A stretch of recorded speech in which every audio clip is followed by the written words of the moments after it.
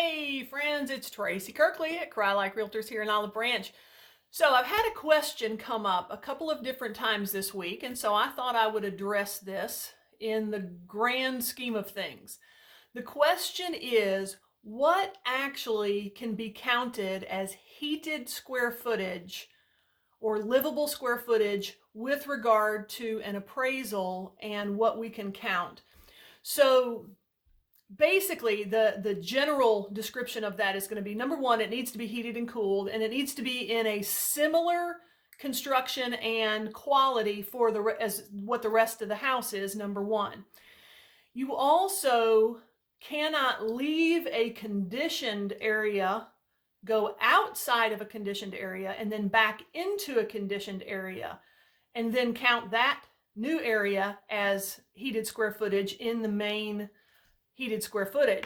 For instance, if you have, and I've seen several of these, a bonus room over a garage, but the stairs for that bonus room are actually in the garage, meaning you have to walk out into the garage, open a door, or go upstairs, and then get back into another conditioned area, you're not going to get to count that for appraisal purposes as heated square footage typically. All right.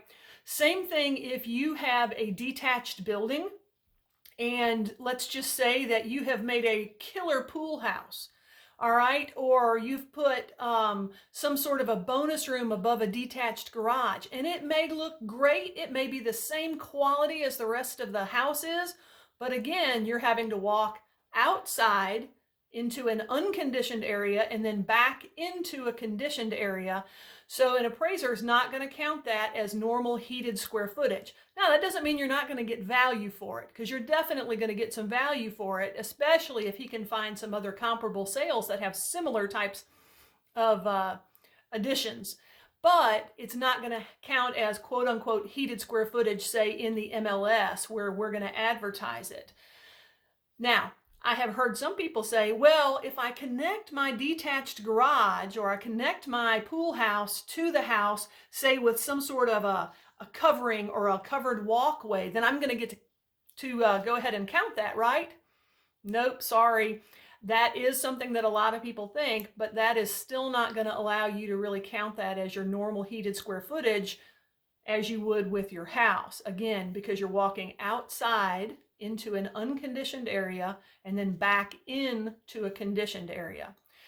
So I hope that helps. And the reason I bring this up is because right now a lot of folks are doing additions or they're doing remodels, and they are adding some things to their homes because they've decided to stay at home and just make their house fit their needs.